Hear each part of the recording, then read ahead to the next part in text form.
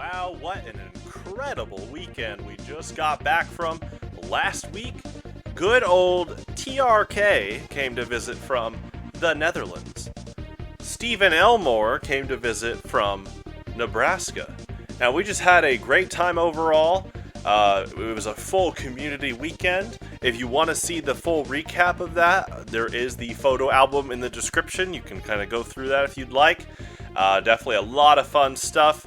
We went to the Royals and Cardinals game. Shoutouts to DJ Diesel, aka Shaquille O'Neal, doing the after party concert there. Hearing him play Linkin Park was pretty awesome. You know, good old Numb, good song. And then we went to Worlds of Fun. And then, leading into this, we had a killer Pokemon TCG Highlander tournament, and then a great after party hosted by Sax. It was an overall great weekend. Without further ado, there was quite some drama leading into this tournament, and we're talking months of drama. TRK only gets to come out to these maybe once a year at most, right? This is his big vacation suite. And let's just say if Sax and TRK weren't going to play in bracket or in the Swiss rounds, we were going to set up a WWE style exhibition. That being said, Ryan Green is my witness. We did have Sax versus TRK in round one, and let's get right to it. So Sax is on the left, TRK is on the right. TRK opens up with Chin Pao, Timpole. DCE uses Chin Pao's first attack to attach a Darkness and Water to Timpole. Sax gets out Lunatone, pulls out Cramorant, gets the Rainbow Energy, places Klefki down to activate Klefki's power. Here comes Cramorant, Lieutenant Surge's strategy, gets the black belt, and that is it. So, what just happened there? Well, Sax and Steven have been planning this secret deck for quite a while.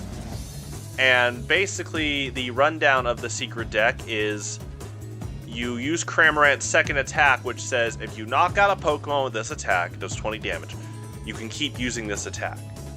And so they found an awesome combo where Lunatone helps reduce HP, and then Black Belt will increase damage. Obviously, paired with Klefki, you give your opponent a prize card, and it was able to take out TRK on the first turn.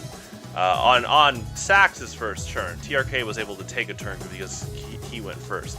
GG's, I'm all about sportsmanship, so let's hope these two maintain good sportsmanship for future matches to come.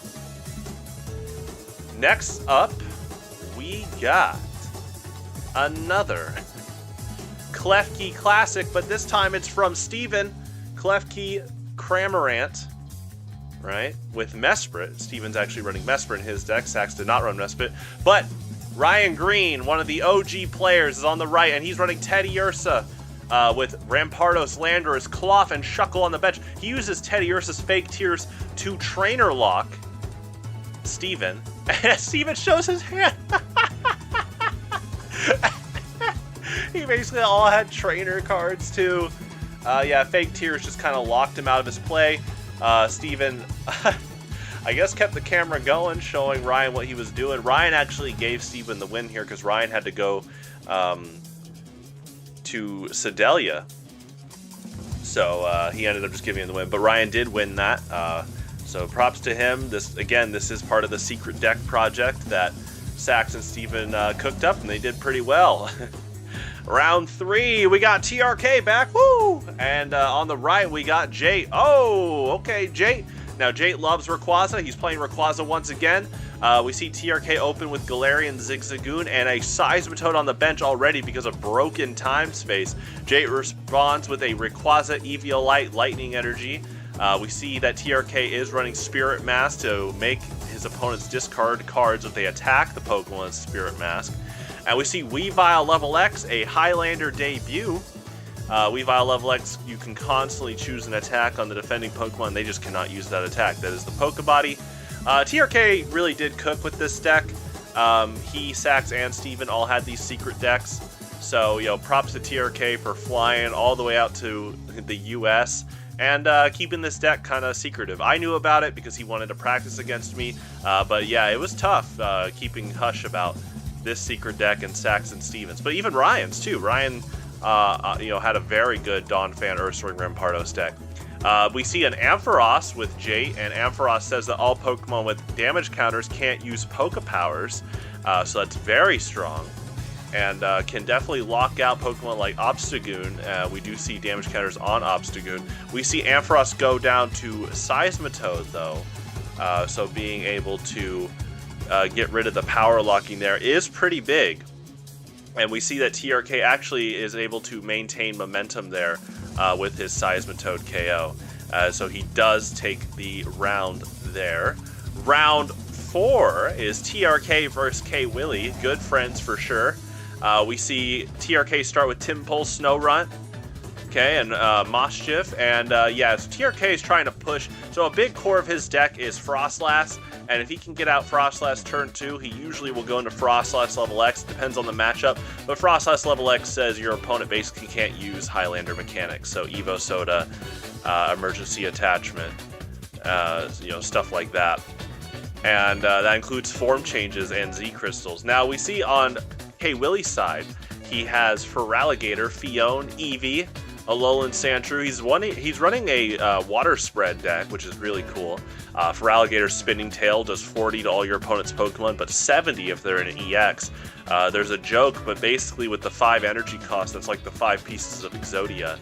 2 water, 3 colorless. So I definitely look forward to K Willy pushing future Feraligator strategies. The level X can turn off powers. Excuse me, and then you can attach water energy when you do that. Speaking of Feraligatr, Boss's Orders pulls up Frostlass, but here's the thing, Frostlass level X has a Poke Power that says randomly choose a card in your opponent's hand and discard it. If it's a Trainer Supported Stadium, you can loop this power over and over. So you can kind of see K Willy on the right has no hand whatsoever, because even if he takes a prize card, that's going to get discarded by Frostlass level X. Okay, he's able to get the water energy here. He's locked out of Evo Soda because of Frostlass level X. He's able to promote Alolan Sandshrew, do a spread attack for 0 energy, get some productivity there. On the board, we do see Mabostiff, who's able to force the opponent to switch out if you reveal a Darkness energy in your hand. We also see Gyarados, and Gyarados is doing exactly what we've talked about in the past. Now, TRK is taking prizes to win, but mill decks and benching decks definitely appreciate a Pokemon like Gyarados that say that for 0 energy, this attack does 10 damage times the amount of supporter cards in your opponent's discard pile. And so with the mass discarding that Frostlass level X and Weavile do and Obstagoon, can quickly power up Gyarados. Also, as you see, TRK is actually using Gyarados' other attacks too. We've seen a lot of Tail Revenge plays in the past, but it's cool to see TRK use all of Gyarados' attacks throughout this deck's lifespan so far overall. And yeah, we just kind of see a hefty lockdown towards K Willy. Now he's able to have Feraligatr out with the water energy, but yeah, his resources are constantly depleted here. We see the Spirit Mask on Gyarados, so K Willy, even if he attacks, would lose a card, and TRK is able to take it. The final round. Secret deck versus secret deck. We got Sax versus Steven. Sax on the left, Steven on the right. Now this mirror match is so funny because they're both running the Cramorant Klefki strategy. So it kind of comes down to a few things. Obviously, the person going first can't donk the opponent because you're allowed 1 turn in Highlander. You cannot lose if you haven't taken your turn yet going second. So it's just this kind of like, ironically, kind of a slower neutral between the two players, like almost like a standard Highlander bunker war where you can set up a bit and then you start swinging. As I say that, we do see Cramorant, and Sax is looking to load up Cramorant right now from the get-go, seeing a potential weakness in Steven's strategy, but Steven's able to play some roller skates, bicycle, plus power. Again, they're kind of just firing back and forth, ironically almost like a traditional Highlander game here of these trade exchanges. We do see Klefki and great momentum there from Steven. So at the end of the day, congratulations to Sax for taking it. He's been on quite a run this year.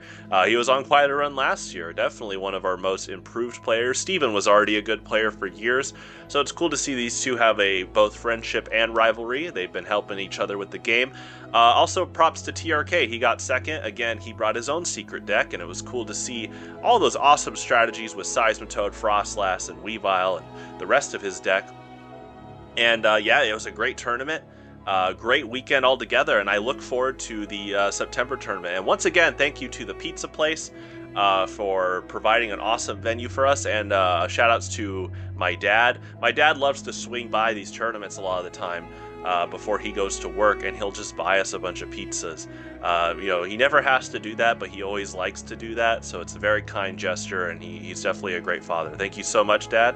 I love you, and I appreciate all the effort you've helped provide for support for these tournaments, and I know that the participants appreciate that too. With that being said, we'll see you later this month for the Pokemon Online Monthly, and then September will be 2 more monthlies coming around the corner, so looking forward to the rest of this year. I'll see you around.